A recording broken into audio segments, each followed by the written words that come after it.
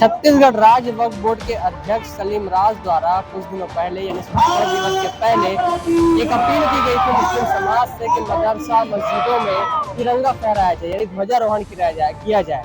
आज स्वतंत्रता दिवस का दिन है और अब मेरे पीछे देखेंगे तो अभी ध्वजारोहण जो है वो किया गया और ऐसे ही प्रदेश भर के अलग अलग मस्जिदों में दरगाहों में जो है लगातार जो है ध्वजारोहण किया गया है। और अभी जो है डॉक्टर सलीम राज खुद यहाँ पहुंचे हैं, दरगाह के बाहर आए हुए हैं और वहाँ पर उन्होंने ध्वजारोहण किया है। और ये जो स्कूली बच्चे हैं उनके साथ मिलकर वो इस स्वतंत्रता दिवस को मनाते हुए दिख रहे हैं। आप देखेंगे कई प्रकार के जो है वेशभूषा धारण करके बच्चे आए हुए हैं और नारेबाजी हो रही है और तो भगवान के जो भारत माता है हमारी उनके नारे भी लगाए जा रहे हैं और लगातार यहाँ पर जो है मौजूद है। आइए उनसे कुछ बात करने की कोशिश करते हैं और जानेंगे कि किस प्रकार से उनका जो अपील था वो क्या था। सर एक मिनट सर, आपने अपील की थी कि जो दरगाह है मस्जिद है उसमें तिरंगा फहराया जाए, क्या उद्देश्य था?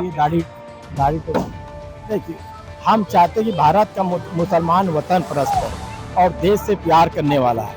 कांग्रेस के कारण या कुछ जो मुस्लिमों के नेता बनते सैयद ओवैसी साहब, उन्होंने मुसलमान समाज को कटघरे में खड़ा कर दिया। भारत का मुसलमान राष्ट्रीय गीत से भी प्यार करता है, राष्ट्रीय गायन से भी प्यार करता है। जो ओवैसी साहब को कौन बोला था कि मेरी गर्दन में भी तलवार रहेंगी तो मैं वंदे मातरम नहीं बोलूंगा। वंदे मातरम तो एक जोश भरने वाला गीत था, आज़ादी वाला गीत था। गंगा जमुना तहजीब है। जब हिंदू मुस्लिम एकता के साथ में जब देश आज़ाद हुआ था तो कोई विरोध नहीं था। अब उनको विरोध करना है और मुसलमानों को कहीं ना कहीं संख्या के दायरे में खड़ा करने का काम कांग्रेस ने और ओवैसी कर रहा है। प्रदेश भर में आपने अपील की तो क्या दिशा निर्देश दिए गए हैं कि इसका पालन कैसे कराया जाएगा, कोई ध्यान रख रहा है इस चीज? नहीं, छत्तीसगढ़ राज्य वक्फ बोर्ड ने एक पोर्टल बना है।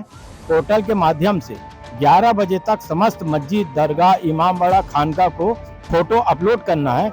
अपलोड के साथ कितनी संख्या थी, किनके द्वारा ध्वजारोहण किया गया और क्या अतिरिक्त कार्यक्रम किए गए उसकी जानकारी। जुड़ा हुआ एक प्रश्न है, मदरसा बोर्ड खत्म करने की आपने अपील की थी, इसके पीछे क्या उद्देश्य था और क्या खत्म किया जाना चाहिए?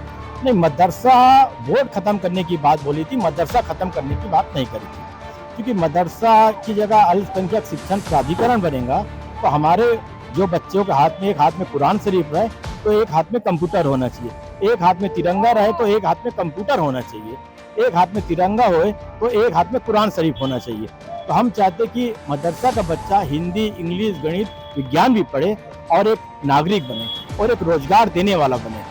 क्योंकि रोजगार रहता नहीं है, उसके कारण कहीं ना कहीं गलत रास्तों में भटक जाते हैं। तो भारत के मुसलमानों से यह गुजारिश की गई, अपील की गई है कि आप कुरान हदीस की रोशनी में इस्लाम को समझिए। इस्लाम तो यह कहता है कि वतन परस्ती आधा ईमान का हिस्सा है। तो देश से प्यार करना हमारा वतन परस्ती है। तो उसका कुछ लोग विरोध कर रहा है, उसके कारण समाज को कटघरे में खड़ा करता है, ऐसा नहीं होना चाहिए। तो ये भाईचारे और एकता का संदेश उन्होंने दिया है। जिस प्रकार से आप पीछे देखेंगे तो इस जो है दरगाह के बाहर जो है ध्वजारोहण किया गया है और अभी जो है सलीम राज मौजूद है और वहाँ पर इन्होंने ध्वजारोहण करके ये बताया है कि किस प्रकार से सामाजिक एकता होनी चाहिए और पूरे देश भर में हर जैसे घर घर तिरंगा होता है वैसे ही हर जगह हर समाज में तिरंगा होना चाहिए। और बातचीत होनी चाहिए। अंकल जी मौजूद है, अंकल जी बात करेंगे, बताइए क्या लग रहा है? तो अंकल जी कुछ बोलना नहीं चाहते, लेकिन ये जो तिरंगा आप पीछे देखेंगे ये हर एक गली में हर एक मोहल्ले में फहराया जा रहा है क्योंकि आज स्वतंत्रता दिवस का दिन है। और इसी को लेकर यहाँ पर भी एक दरगाह के बाहर हम मौजूद है, वहाँ भी ये जो स्वतंत्रता दिवस मनाया गया है, तिरंगा फहराया गया। तो अभी एक अंकल जी उनसे बात करते हैं। अंकल जी पहले क्या नहीं फहराया जाता तिरंगा और अब फहराया जा रहा है, कैसा आपको लग रहा है? या पहले नियम नहीं था? पहले नियम था कम से कम 10-15 साल से 26 जनवरी 15 के निरंतर झंडा वंदन हो रहा है और स्कूल के ऊपर भी होता है। यह हर साल रेगुलर हो रहा है। तिरंगा फहराया गया है क्या? हर साल फहराते हैं, हर साल 26 जनवरी और 15 अगस्त को। अपील की गई थी वक्फ बोर्ड के अध्यक्ष के द्वारा, तो ये क्या नया अपील था, क्या कुछ अलग था इसमें? राज्य शासन का निर्देश हुआ था कि घर घर तिरंगा, घर घर झंडा, उसके आधार पर हर जगह हो रहा है ये कार्यक्रम। ये सामाजिक एकता का संदेश लगता है। ये सामाजिक एकता का संदेश है।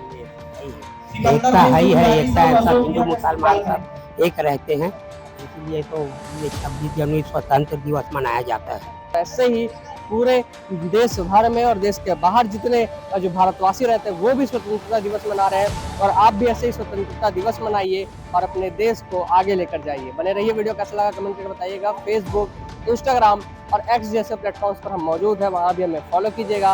इस वीडियो को ज़्यादा से ज़्यादा शेयर कीजिएगा, इस वीडियो पर कमेंट करके अपनी राय बताइएगा कि आप इस मामले पर क्या विचार रखते हैं, और इस हमारे चैनल को सब्सक्राइब कीजिएगा।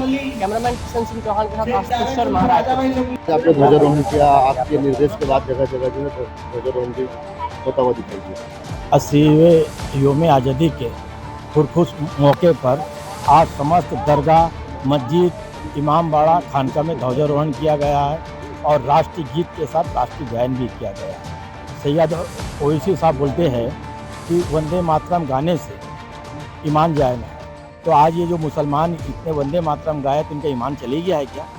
ये सिर्फ मुसलमानों को कटघरे में खड़ा करने का काम करता है। भारत का मुसलमान वतन परस्त है, वतन से प्यार करने वाला है। ओवैसी के कारण और कांग्रेस के कारण समाज कटघरे में खड़ा होती जा रही है। आज साबित हो गया है कि भारत का मुसलमान देश से प्यार करने वाला है, वंदे मातरम से प्यार करने वाला है और राष्ट्रीय गीत से प्यार करने वाला है।